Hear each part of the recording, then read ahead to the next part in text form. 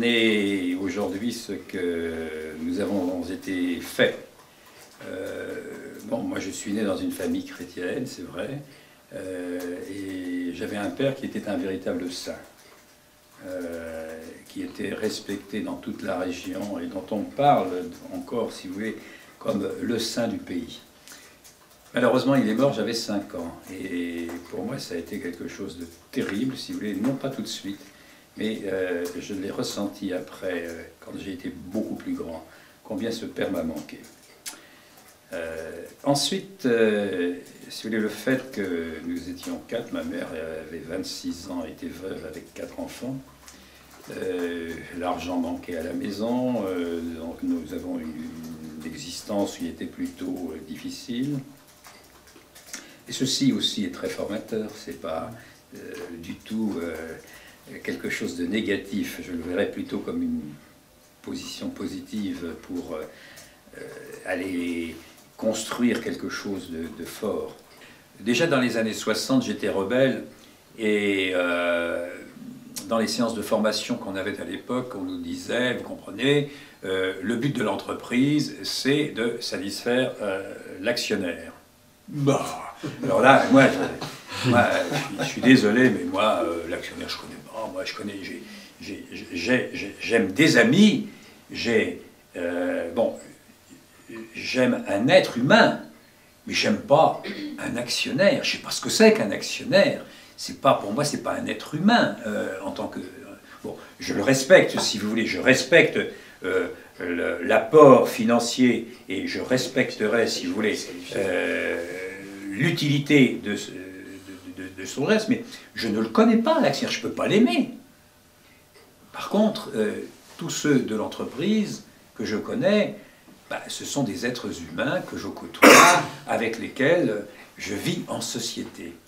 Donc, je disais non, non, non. Pour moi, le but de la société, c'est de survivre et de faire en sorte que la communauté à laquelle elle correspond puisse s'épanouir, se développer bon, et vivre heureuse, bien entendu, dans un pacte avec ceux qui nous commettent, si vous voulez, dans cette activité raisonnable. Et alors, je crois qu'il faut parler du qu'est-ce qui est raisonnable. On parle maintenant, si vous voulez, du profit, on parle de l'EBIT, on parle bon, du Return on Investment. Très bien, mais parlons-en du Return on Investment, parce que dans les calculs que l'on fait, on ne met que ce qui concerne la société, mais on ne met jamais ce qu'elle détruit. Ce sont des calculs qui sont tout à fait partiels, mais qui ne prennent pas en compte la totalité du prix de revient. Bon, il est bien évident que quand une société, bon,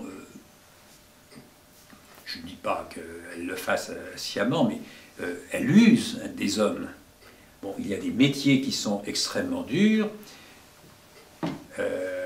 et ces gens-là peuvent devenir handicapés très rapidement. Bon, le coût pour la société, on ne le prend pas. Bon, déjà, c'est une erreur. Sur le plan de l'environnement, moi je me souviens, autrefois, les règlements, par exemple, pour polluer dans la Seine, c'était, vous avez le droit à décharger, si vous voulez, tant de... Enfin, il fallait que la teneur de ce que vous rejetiez n'ait pas plus de tant de polluants. Bon, très bien, le jour où on avait trop de polluants, qu'est-ce qu'on faisait? On pompait un peu plus d'eau dans la Seine et on mélangeait le tout pour... bon, si vous voulez, bon, la conception de sa responsabilité comme citoyen doit évoluer. Une société doit se sentir beaucoup plus responsable de la totalité, si vous voulez, de ses coûts. Il y a des coûts humains, il y a des coûts d'environnement bon, qui ne sont pas à laisser nécessairement à la charge publique de l'État. Il faut aller beaucoup plus loin. Une société, c'est une personne faite de personnes. C'est très très important ceci, si vous voulez. Bon, ça veut dire quoi? Eh bien, ça veut dire que pour aboutir, si vous voulez, à une société vivante qui se conduit comme une personnalité, si vous voulez, comme une personne, il faut qu'elle soit constituée d'hommes eux-mêmes vivants. Des hommes de plein épanouissement, si vous voulez, qui apportent leur richesse à la personne qu'est la société, si vous voulez. Bon, aujourd'hui,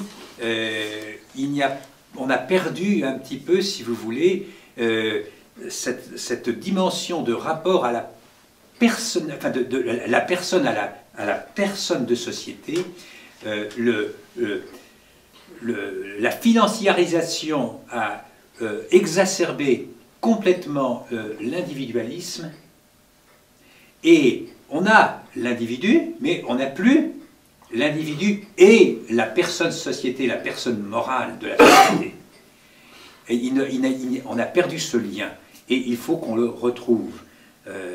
Je suis convaincu, si vous voulez, que nous ne sortirons de la crise que si nous parvenons à retrouver une dimension relationnelle entre l'individu et la société, et la conscience qu'il a d'appartenir à une société. Moi, je crois que, finalement, les actions qui ont changé le monde sont toujours parties d'initiatives individuelles. Il n'y en a aucune qui ait été créée à un stade de développement ex nihilo. Non, ça a toujours été, si vous voulez, des hommes qui sont partis du terrain, de rien, de pas grand-chose. Alors, quand on regarde les modèles qui ont réussi, si vous voulez, moi, quand on voit par exemple comment, je prends mon univers que je connais, Saint-Vincent-de-Paul a réussi, si vous voulez, à générer une prise de conscience que le pauvre est important. Eh bien, ça a été, si vous voulez, par son indignation. Quand vous avez eu, par exemple, un abbé Pierre, moi j'y étais, en 1952, je l'ai entendu à la radio,